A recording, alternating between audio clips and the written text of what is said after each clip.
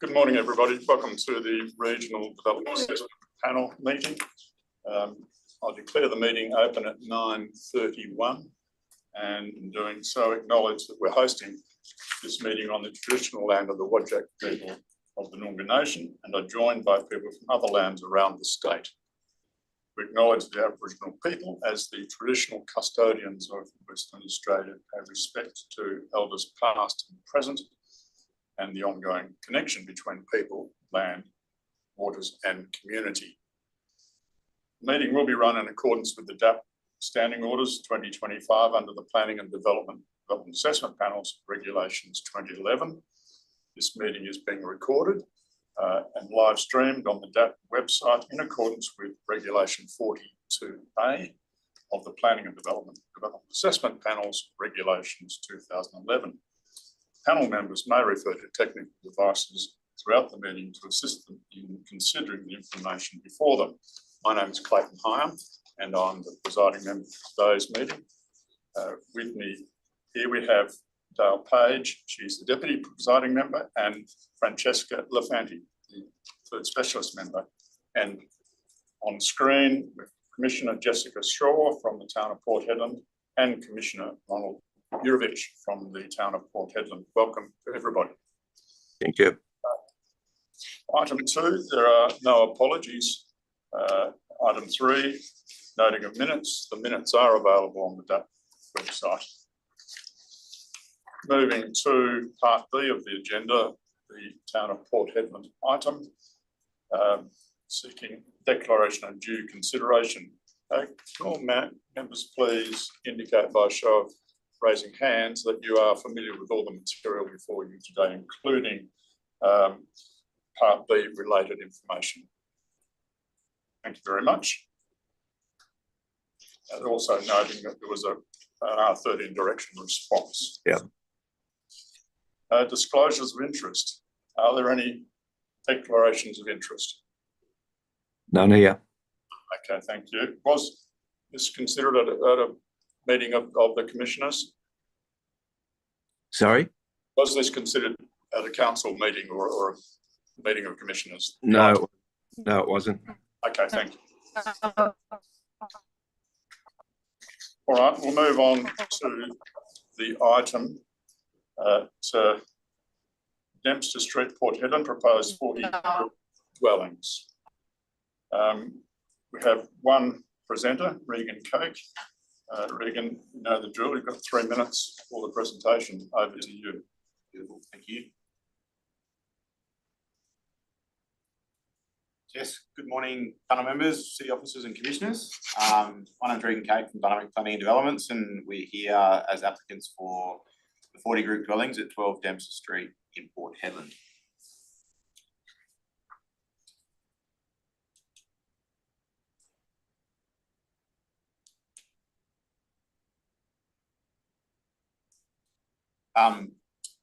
The recommendation today is for approval. We have reviewed and discussed the conditions with our clients and we're happy to accept them as is. No sort of issues or conditions we need or want changes to, which is great. It should hopefully simplify today's meeting, and it probably means I don't need the full 3 minutes, which is good.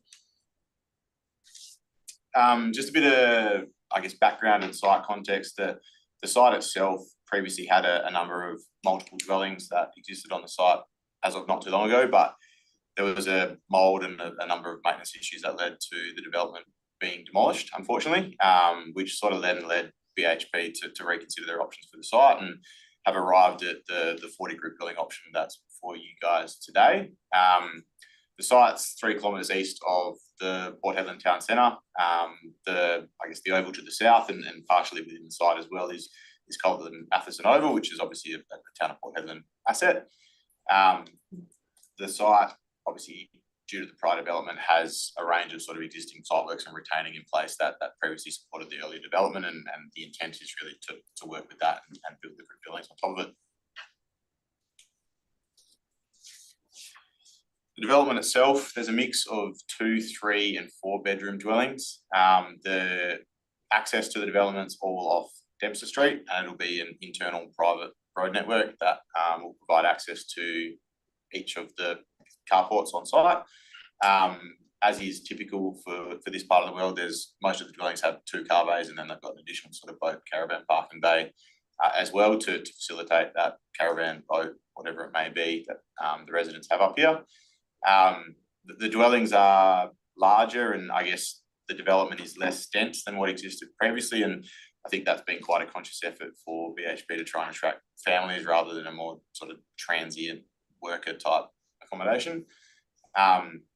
The public road verges surrounding the development will be landscaped, just to, I guess, tie it in with the on-site landscaping as well. And then an assessment of Part C against the ARCO has obviously been done, and there's been a bit of a discussion backwards and forwards with Craig at the town to make sure everyone's comfortable with the variations and the design principle outcome where it's being sought. That's pretty much it. Thanks, Regan. Questions of Regan? Commissioners, do you have questions? None from here. Commissioner Shaw? No?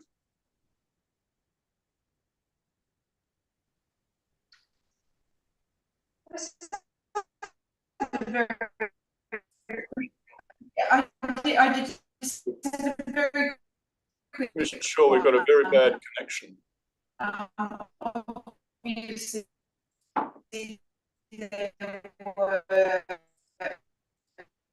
Sorry, the sound is not coming previous through. dwellings, about the changes that were made to make sure we don't give ourselves the same.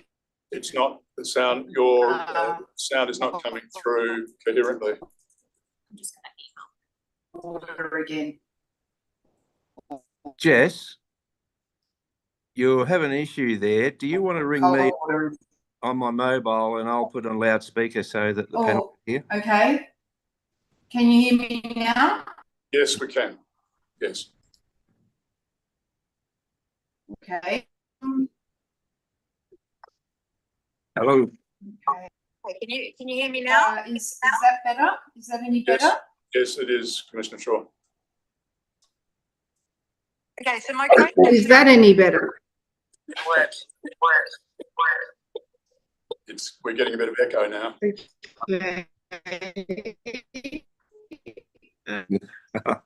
That didn't work. No. What can we do?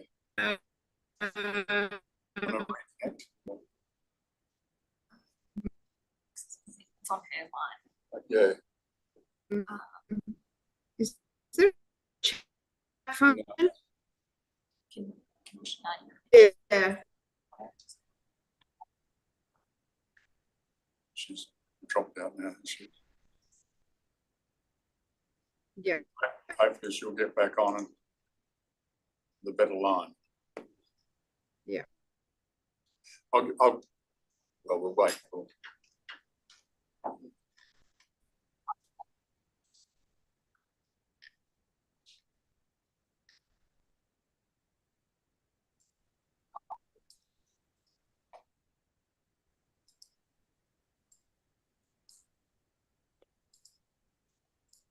Okay, can you hear me now? Yes, can do, Commissioner Shaw. Okay. Is there a Question. no? Apparently not.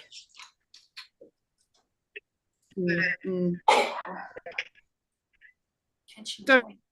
How about join using the mobile?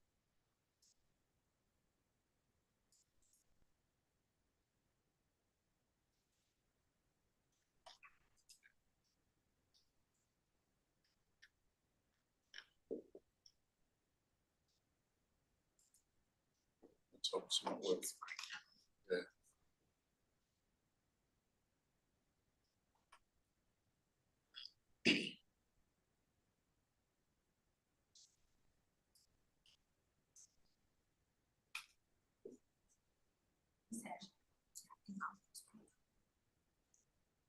Wait for Commissioner Shaw to come back online if she can.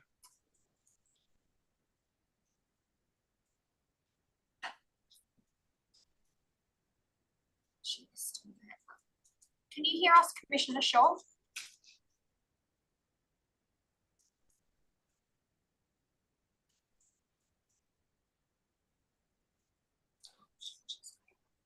We have a low bandwidth issue in Hedland, so it's internet.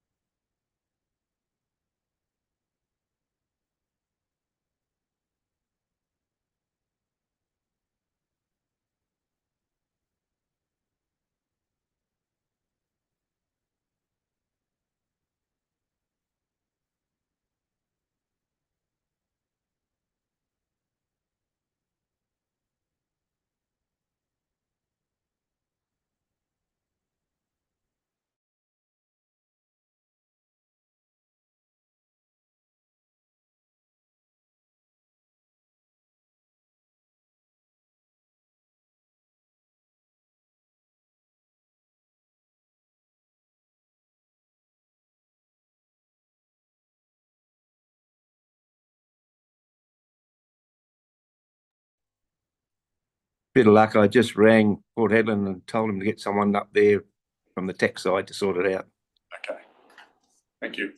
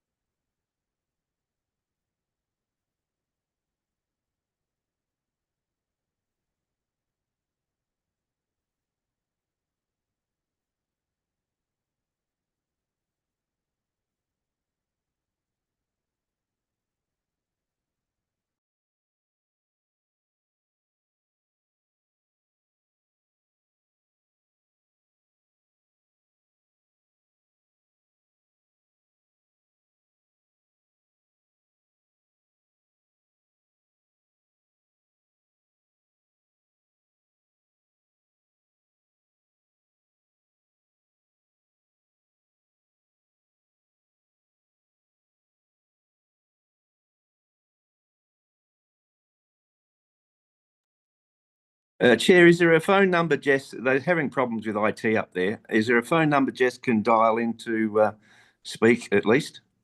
I'll just, I can probably try and Teams her if on her mobile, and we can just connect it to the room if you want to do that. Okay. Did you hear that? She's going. Ashley's going to try to Teams you to your mobile. So connect on that way. On at least. Okay. Cheers. Thanks. Bye-bye. Okay. She's waiting. No worries.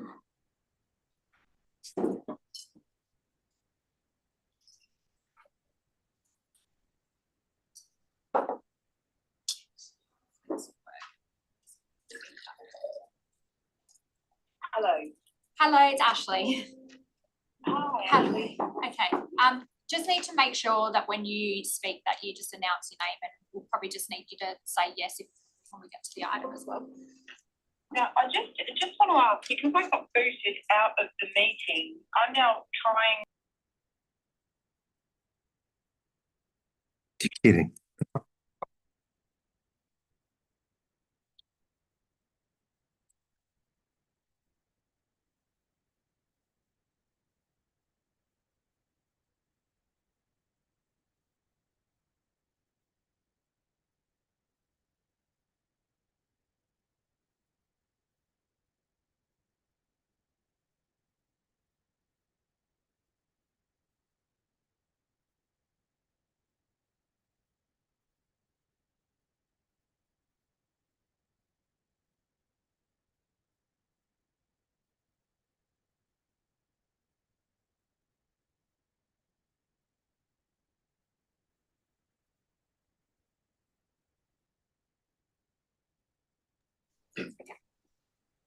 all right, Commissioner Shaw, welcome through the phone.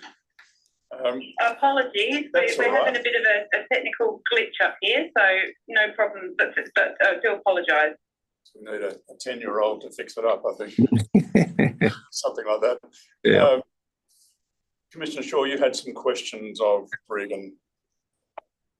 Oh, look, I just have one question. That was just, I just wondered, given that there have been such significant damp and mould and sort of water management issues, how they have been dealt with in this new application. Yeah, I certainly can't speak to the specifics of the construction methodology, but I have been given the utmost confidence that the mould is issue number one, because the development itself was certainly not ready for demolition. It hadn't reached its end of life, and it's, I think, cost BHP a lot of money. So they're doing everything they can to make sure that that issue doesn't happen again. And yeah, the Pilbara construction guys are very familiar with the climate and world up there, and they're very confident that issue is not going to resurface.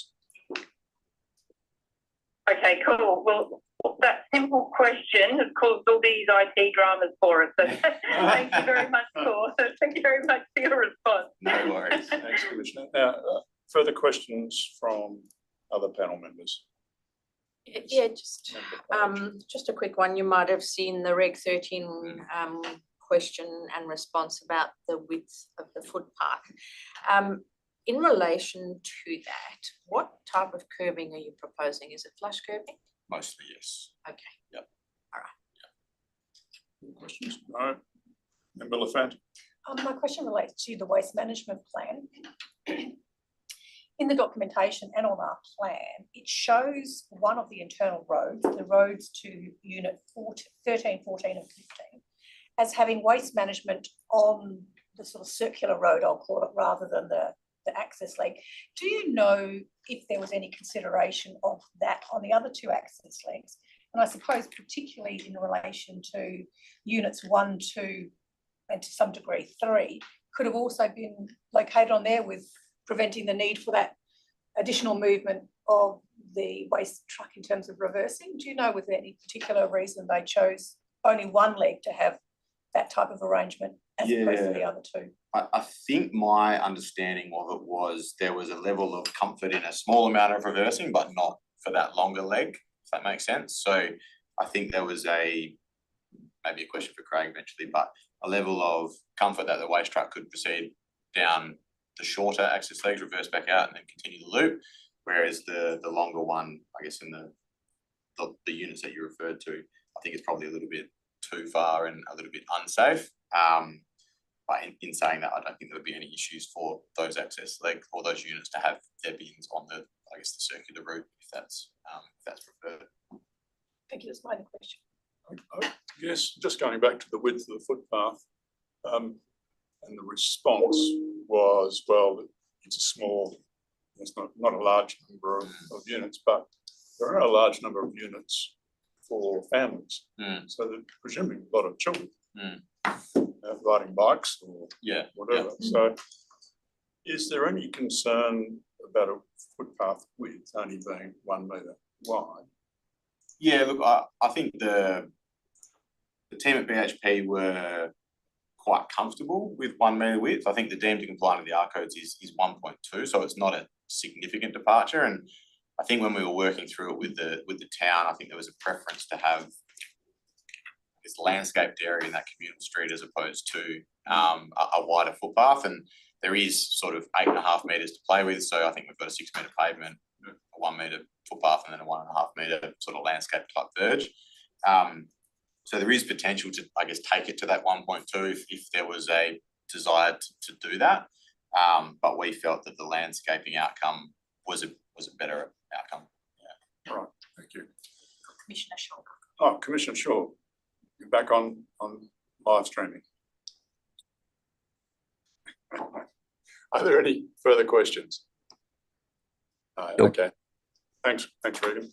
We'll move to the officer, Craig Zanotti. Craig online.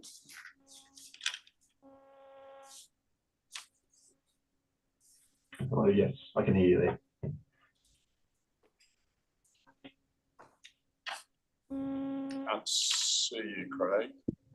Yes, I'm having technical difficulties of mine with the video feed, so apologies. Right.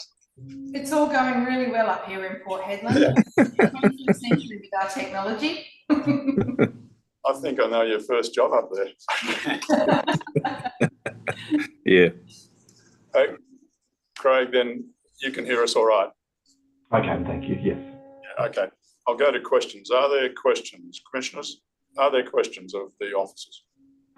None from me, thanks, Chair. Okay. Narine? Yes, Member Page. Just a couple.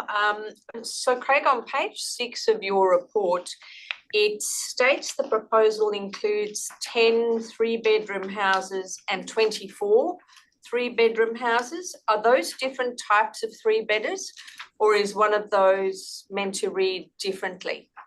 Yes, I believe that's a error there. That should be, and Regan may be able to correct me there, but I believe that's meant to be 24 4-bedroom houses. Okay, thank you for that.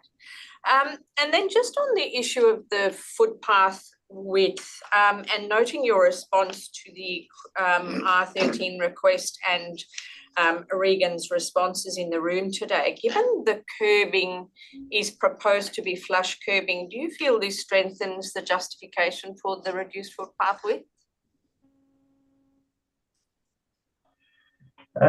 We did discuss this at length with our engineering team, and taking into consideration our built form and the density of the site, we are quite comfortable with the 1 metre footpath width. I think once we get down into the more detailed design, with if the recommendation for the condition for the traffic movement plan is adopted, we'll look into that with a bit more detail, but we're all quite comfortable with the 1 metre width, as we've seen with other other smaller developments in South Hedland. Okay. And then this is just out of curiosity, can you explain to me how part of the oval and the PAW happened to be on private land originally? Obviously it's been like that for a while. How did that happen? Yes, that's an interesting interesting situation there. We did review previous approvals for the multiple dwellings and look back at the aerial photography and the records for the property, but we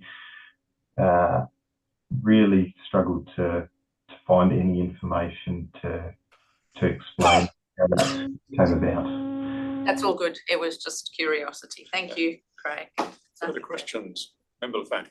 My question, Craig, my question is the same as I had to Regan. Do you have any comments regarding the emplacement on those legs where the waste vehicles need to reverse, as opposed to the slightly longer leg, which has got dedicated waste placement within the loop road system for forward gear? Yeah, we did analyse this in quite a bit of detail with our waste team, our engineering team, and looked at it from a safety perspective there. The conclusion we came to is what you see before us now with the waste management plan is an appropriate configuration. Ultimately, if there's concerns with safety with the shorter one access leg, I mean, we're comfortable for a bin pad placement on the communal street as well, on the loop street. But yeah, we're quite comfortable with the configuration as it is at the moment. No further questions? No, I don't have any questions. Thanks, Craig, for that. We'll move then to the item. Recommendation for approval with conditions. Oh, sorry. No, it's all right. I'll deal with it as an amendment. So is there a mover? I'm seeking a mover and a seconder for the recommendation. So moved, Chair. Commissioner Jurovich, thank you. And seconded? Yes. Commissioner Shaw. Commissioner Shaw, thank you, Commissioner Shaw. Commissioner Jurovich, over to you. No, thank you, Chair. I'm happy with the recommendations. I do take on board the issue about the width of the path. There is an assurance in there that they will be talking with the traffic management, etc., in the later stage. And I think if it needs to go to 1.2, I'm sure they will. So I don't believe that we need to put an amendment in, but I'm happy with it as it is. I've dealt with meter pathways for many, many years and had no issue. Okay, thank you. Commissioner Shaw, a seconder. Yes, look, I also read about the path issue. I think one of the interesting aspects of it is that the path width is intended, and I do think that's an important consideration.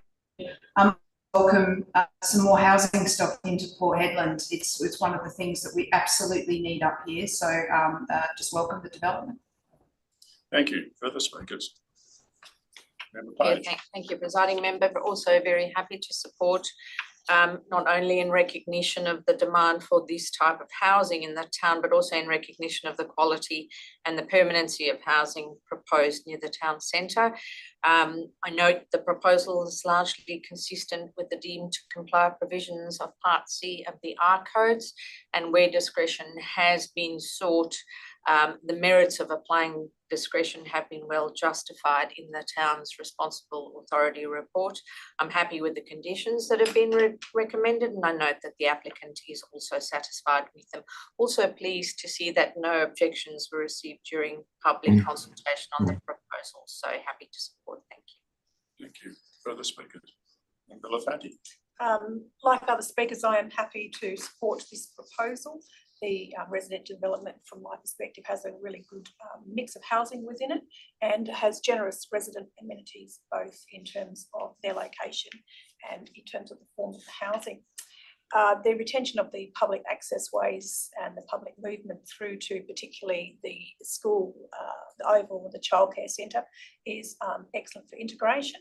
And I note that the visually permeable street and decorative panels are appropriate for the site, provide surveillance into the area, as well as raised as a result of existing retaining walls and so therefore are appropriate in my perspective in the context. As has already been indicated, I support the minor variations within the site and support the overall principle of some level of variation, particularly around the movement and the driveways, to support the increase in on-site landscaping given its locational and climatic context. So overall, I'm supportive of this proposal. Thank you. Yes, I also fully support the proposal and the conditions attached to it. I note that it is largely compliant with the planning framework. In terms of the landscaping, I think there's some, I support the variation there, and I also support the footpath width, given that any wider footpath might be at the expense of landscaping. So I'd sooner see landscaping there rather than extra footpath width. Just in noting condition 12 there, I think there's a need to include, because the headings aren't really part of the condition, at condition 12, I would think the word construction needs to go in between A and management. So it is clear that it's a construction management plan that we're seeking in condition 12. So I'm moving an amendment there to include that word in condition 12. Is there a seconder for that? Yes, Member Lafferty, thank you. Are there any speakers on that? No. Okay, I'll put that amendment. All in favour? That's carried unanimously. Thank you. And just to finish off, I echo the comments made by Commissioner Shaw about increasing the housing stock, and this is obviously doing it in a pretty good way, given the location and the desperate need for housing in that area. So with that, I'll go back to Commissioner Jurevich to close the debate. No, only to back up what everyone else has said. It's a great move by BHP to actually build permanent housing and to the quality that they're proposing here. So absolutely, yeah, support the proposal. Thank you, Commissioner. I'll now put that to the vote. All in favour? That's carried unanimously. Thank you. Just to finish off this section, item 4, there are no Form 2 applications and there's no Section 31 SAT matters. So we'll thank the commissioners for their attendance and see you next time. Thank you. See you next time. See you next time. Just moving on to the other item which is on the agenda, which is Part C, the City of Kalgoorlie-Boulder item. That has now been formally withdrawn as of this morning, and so the matter will not be considered by the RDAP. I think with that, I can close the meeting at 10:05 and thank everybody for their attendance and thank you to the support staff. Thank you.